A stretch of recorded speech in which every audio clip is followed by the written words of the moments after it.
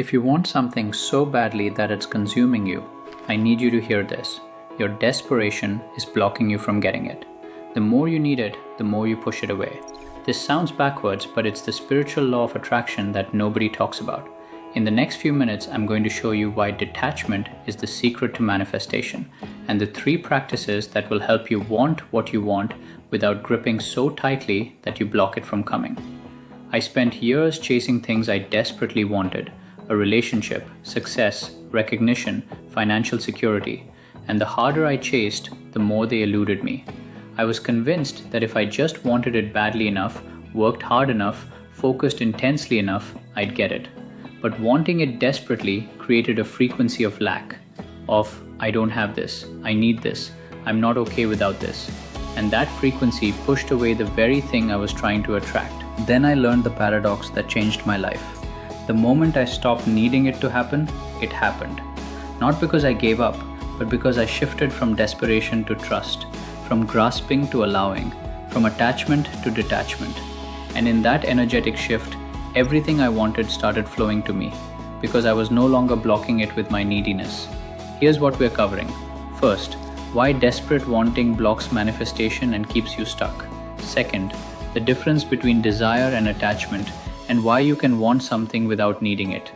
And third, the 3 practices that will help you detach so you can align with what you want instead of repelling it. Let's start with the spiritual truth that makes no logical sense but changes everything once you understand it. The universe responds to your frequency, not your effort.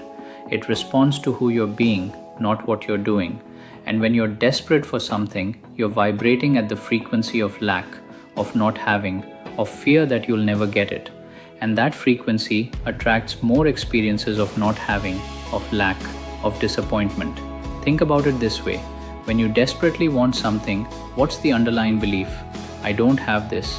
I need this to be okay. I'm incomplete without it. That belief is radiating out from you constantly, and the universe mirrors that belief back to you. It gives you more experiences of not having it, more experiences of feeling incomplete, because that's what you're putting out. Your desperation is actually magnetizing the very lack you're trying to escape. This is why people who don't need something often get it easily. They're not attached, they're not desperate. They're in a state of already being okay, already feeling whole. And from that place of wholeness, they attract things effortlessly. Because they're not blocking the flow with neediness. They're open, relaxed, trusting. And that openness allows things to come to them. This doesn't mean you can't want things. Desire is natural. Desire is good. Desire is what moves you forward. The problem isn't wanting. The problem is needing. The problem is making your peace, your worth, your okayness conditional on getting what you want. That's attachment. And attachment creates resistance. It creates tension. It creates a clenched, grasping energy that pushes away instead of attracts. Here's the key distinction. Desire says, I want this, I'm moving toward it, I'm excited about it. Attachment says, I need this, I can't be happy without it, my worth depends on getting it. Desire is expansive, attachment is contractive. Desire flows, attachment grips, and you can feel the difference in your body. Desire feels light and energized, attachment feels heavy and anxious. So the path to manifesting what you want isn't to want it more. It's to want it from a place of already being okay, to desire it without needing it, to move toward it without gripping it. That's detachment. And detachment is the secret to getting everything you want. Because when you're detached, you're in alignment, you're open, you're allowing, and what's meant for you can finally find you. Now, how do you know if you're attached versus just desiring? Here are the 3 signs that attachment is blocking your manifestation. Sign 1. You're obsessing about it constantly. You think about it all the time. You talk about it all the time. You plan for it. You worry about it. You can't focus on anything else because you're so consumed with wanting this thing. This is attachment. Because when you're attached, you can't be present with your life as it is. You're mentally living in the future where you finally have what you want. And that future focus keeps you out of the present. And the present is where manifestation happens. If you notice yourself constantly thinking, when will this happen? Why isn't it here yet? What if it never comes? You're attached. You've made this thing the center of your universe. And that obsession creates desperation. and desperation repels. So the very thing you want keeps not coming because you're blocking it with your neediness. Sign 2. You feel anxious or incomplete without it. When you think about not getting what you want, you feel panic, emptiness, like your life won't be okay if this doesn't work out. This is the clearest sign of attachment because you've tied your well-being to an outcome. You've made your peace conditional. And as long as your peace is conditional, you can't have peace because conditions change, outcomes are uncertain, and you're at the mercy of things outside your control. This also means you're living from a place of lack. I'm not okay right now. I won't be okay until I get this. And that frequency of not being okay is what you're putting out into the universe. And the universe says, okay, you're not okay. Here's more evidence that you're not okay. It's a self-fulfilling prophecy. Your attachment creates the very lack you're trying to escape. Sign 3. You're trying to control every detail of how it happens. You have a very specific vision of how this needs to unfold, who needs to be involved, what steps need to happen, what the timeline should be. And when things don't go according to your plan, you panic, you force, you manipulate, you try to make it happen your way. This is attachment to outcome and to process, and it blocks the universe from delivering what you want in ways you couldn't have imagined. When you're detached, you're clear on what you want, but you're open to how it comes. You trust that the universe is working in your favor, that if this door closes, another will open, that the path might look different than you thought, but it's leading you where you need to go. You're not rigid, you're flexible, you're allowing, and that allowance creates space for miracles, for synchronicities, for things to happen in ways better than you planned. Now here's how you actually practice detachment so you can manifest what you want from a place of alignment instead of desperation. These aren't tricks to fake detachment, they're practices that genuinely shift your relationship with wanting. Practice 1. Cultivate wholeness now, not later. This is the foundation of detachment. You have to feel okay without the thing you want, not resigned, not giving up on it, but genuinely okay, whole, complete. Right now, as you are, without it. Because when you're whole without it, you want it from a place of overflow, not lack. And overflow attracts, lack repels. Here's how you practice this. Every time you notice yourself thinking, I'll be happy when I get this, stop and reframe. I'm choosing to be happy now, before I get this. Then find something to appreciate in your present moment, something that's already good, something that's already working, something that proves you're okay right now. You're shifting your focus from what's missing to what's here, from lack to abundance, and that shift is everything. You can also do this practice. Imagine you never get the thing you want. Sit with that possibility, feel the disappointment, and then ask yourself, could I still be okay? Could I still have a good life? Could I still find peace and happiness? The answer is yes, you could. It wouldn't be the life you envisioned, but you'd be okay. And that realization is liberating because it means your okayness doesn't depend on this one thing. You're okay either way.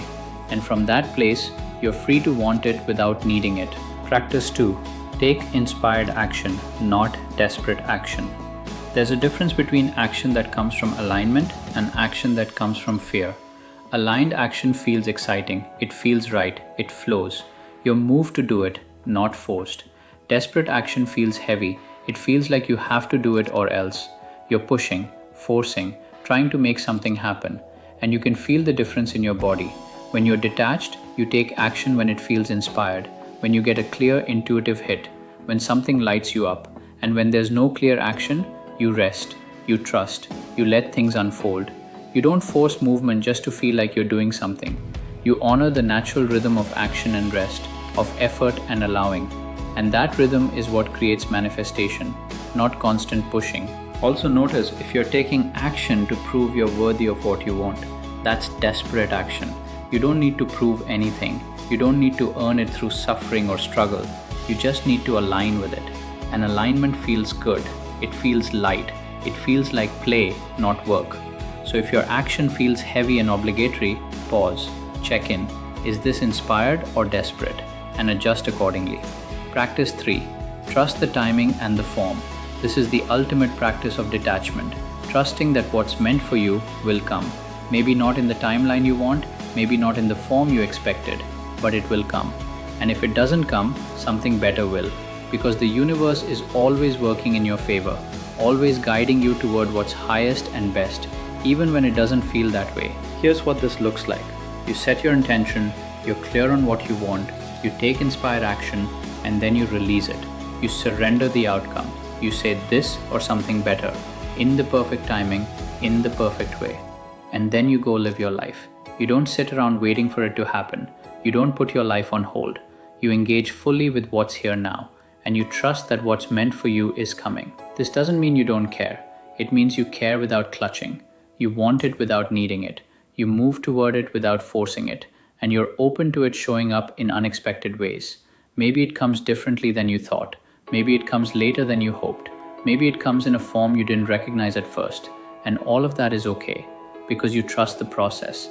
You trust that life is unfolding for you, not to you. When you practice this level of trust, something miraculous happens. You relax.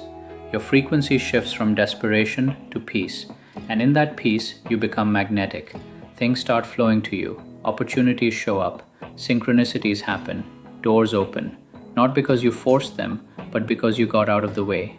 You stopped blocking with your neediness, and you allowed life to deliver. Here's what I want you to understand. You can have anything you want, but you can't have it from a place of desperation. You have to want it from a place of already being whole, of already being okay, of trusting that whether you get it or not, you'll be fine. That's the frequency that attracts. That's the energy that manifests. Not neediness, not grasping, but wholeness, trust, detachment. We covered why desperation blocks manifestation. It creates a frequency of lack. We identified the 3 signs of attachment: constant obsession, anxiety without it, and trying to control how it happens. And we practiced 3 ways to detach: cultivate wholeness now, take inspired action, not desperate action, and trust the timing and form. This is how you manifest what you want, not by wanting it harder, but by wanting it softer, by being okay without it, by trusting that what's meant for you will find you, and by living fully in the present while you move toward your desires. That's the paradox. That's the magic. That's how it works. So here's your practice for today. Pick something you want, something you've been desperately chasing, and practice wholeness without it. Find one thing to appreciate about your life as it is right now. Take one inspired action if it feels right, and then release it. Surrender it. Trust that it's coming in the perfect way and time. And notice how that feels. Notice how much lighter you are when you stop gripping so tightly. Let me know in the comments, what are you learning to detach from? What desire are you practicing wanting without needing? Share below. We're all learning this together. You don't have to force your way to what you want. You just have to align with it. And alignment happens in the letting go. Welcome to the flow of allowing. This is where everything you want finds you.